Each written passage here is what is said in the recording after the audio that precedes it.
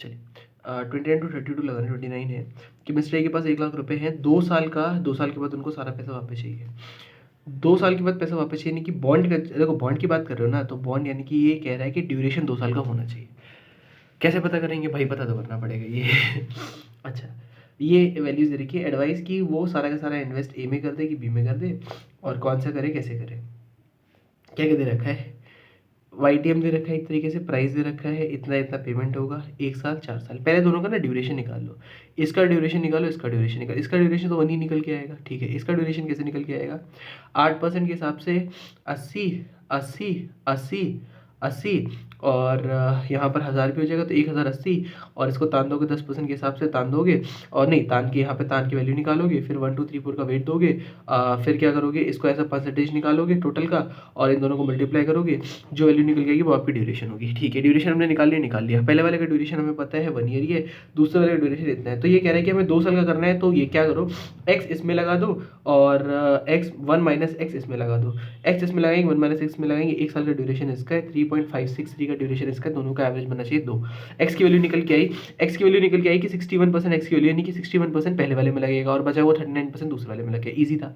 But sir आज क्योंकि इसने बोला है कि हम कितने कितने बॉन्ड्स भी खरीदें, ठीक है, कितना कितना क्वांटिटी खरीदें, तो क्वांटिटी के लिए ये प्राइस इसका है, ये प्राइस इसका है, लेकिन निकालेंगे कैसे क्वांटिटी। देखो 1 लाख रुपए ना 2 साल बाद चाहिए, तो 1 लाख का पहले प्रेजेंट वैल्यू निकालो दोनों केस में, ठीक है। इसके बाद 61% इसमें इन्वेस्ट करना है, 61 इसका, 39 इसका, यानी इसमें 50,000 रुपये इन्वेस्ट करना है, इसमें 32,000 रुपये इन्वेस्ट करना है। 50,000 इसमें इन्वेस्ट करना है ना, 50,000 रुपये को डिवाइड कर दो इसके प्राइस से, और इसको इसके प्राइस से डिवाइड कर दो, आंसर आ गया। इतना ही है, इतना ही है। 30 की बात करते हैं। इन्होंने 14% नॉन कन्वर्टेबल डिबेंचर्स का इशू किया था। डिबेंचर्स जो थे 100 रुपए के थे, करंटली 90 रुपए के प्राइस है। अभी सबसे पहले इन्होंने करंट यील्ड मांगा। तो यील्ड जो होता है ना, YTM और यील्ड अलग अलग होता है। यील्ड जो होता है वो होता है कि भैया आपको पैसा कैसे मिलेगा, तो उन्होंने कहा 2 इंस्टॉलमेंट में मिलता है मेरे पास पैसा, एक बार दिसंबर में आता है, एक बार जून में आता है, 2 बार पैसा आता है, ठीक। बाकी वाला पैरा बेकार है, हम बता देंगे इसमें क्या लिखा है। तो हमने कहा 7 रुपये हमें मिलता रहेगा, डिवाइड बाय 90 हमारा जो गया है, इंटू 12/6, क्यों, क्योंकि 6 महीने पे मिलता रहता है, तो यील्ड कितना निकल के आया, इतना यील्ड निकल के आ गया। अच्छा, YTM कैसे निकालें, YTM के लेना यार, YTM के लेना चाचा, YTM के लेना, यही याद कर लो, यही याद कर लो। क्या याद करना है, ईयर 1 2 3 4 5 दे रखे हैं ना, हाँ। IRR याद कर लो। IRR क्या कहता है, 7% 7% 7% 7% 7%, 14% रेट था सर, हाफ ईयरली मिल रहा है ना यार, 10 साल तक मिलेगा ना, तो ऐसे करके 7 7 9 10 साल तक लिख देना। लास्ट ईयर में 107 भी लिख देना। 10% पे डिस्काउंट कर दो, 15% पे डिस्काउंट कर दो, दोनों पे डिस्काउंट करने के बाद जो ये वाला प्राइस है माइनस कर देना। Lower rate plus NPV of lower rate divide by NPV of lower rate minus NPV of high rate into high rate minus lower rate, IRR निकल के आ जाएगा। वही IRR आपका YTM होगा। YTM वाला फॉर्मूला लगा सकते हैं क्या, YTM वाला फॉर्मूला नहीं लग पाएगा इस क्वेश्चन में, नहीं लग पाएगा, सीरियसली नहीं लग पाएगा, रहने दो। IRR ही याद कर लो। IRR से YTM निकल के आ गया। अब ड्यूरेशन निकालनी, ड्यूरेशन तो इजी होगी ना, साथ साथ ये ड्यूरेशन के लिए स्टैंडर्ड टेबल, अगर आपको ड्यूरेशन के लिए देखनी, कौन सी टेबल रेफर कर ले, ड्यूरेशन के लिए वाली टेबल रेफर कर लो यार।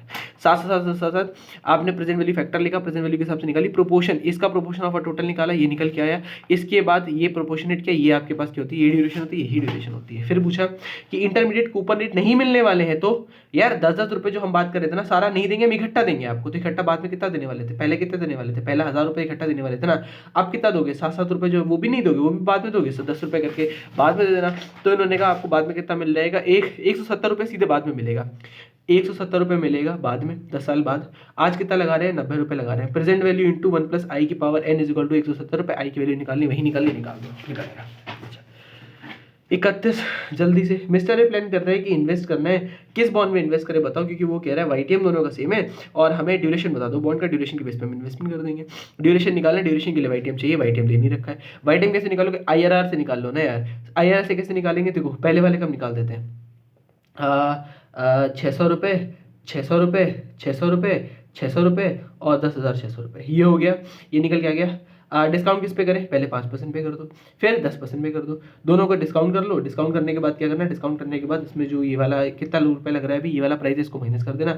NPV ऑफ लोअर रेट निकल के आ जाएगा, NPV ऑफ हायर रेट निकल के आ जाएगा। इसको यूज़ कर लो, आपके पास YTM का जो वो है वैल्यू, वो निकल के आ जाएगी। YTM की वैल्यू निकल के आएगी, ड्यूरेशन निकालना है, पिछला वाला टेबल फॉलो करो, ड्यूरेशन आ जाएगी। किस में इन्वेस्ट करें, जिसका ड्यूरेशन ज़्यादा हो कि कम हो, जिसका ड्यूरेशन कम होता है ना, मतलब कि रिकवरी जल्दी होने वाली है, ड्यूरेशन कम का मतलब रिकवरी जल्दी होने वाली, तो इसमें लगा दो पैसा। इसके बाद OCD ड्यूरेशन ये क्वेश्चन है। इन्होंने कहा कूपन रेट 14% का है, बॉन्ड जो है वो 20 इक्विटी शेयर में कन्वर्ट हो जाएगा और इंटरेस्ट देने वाला है 8% का। हम क्या करें, सबसे पहले current market price of the bond पूछा है, मार्केट प्राइस पूछा है ना, सिंपल है, कितना कितना क्रेडिट रेट कितना है, कूपन रेट 14% का है यानी कि 14%, बॉन्ड है कितने रुपए का, 10,000 रुपए का, कितने का, 100 रुपए का बॉन्ड है, 100 रुपए पे ही रिडीम होगा, ठीक है। 14 14 14 14 14 और लास्ट में 100 रुपए 114 हो गया है। डिस्काउंट किस पे करोगे, 8% पे डिस्काउंट करो तो वैल्यू निकल के आ गई, आज की वैल्यू निकल के आ गई। इन्होंने कहा मिनिमम मार्केट प्राइस कितना होना चाहिए, यार पहले भी पढ़ा था, मिनिमम मार्केट प्राइस कितना हो, 124 divide by number of shares, ठीक है ठीक है। ड्यूरेशन ऑफ बॉन्ड निकाला, फॉर्मूला यूज कर लो, टेबल यूज कर लो, ड्यूरेशन ऑफ बॉन्ड भी निकल के आ जाएगा। टेबल क्या है, ये रही टेबल।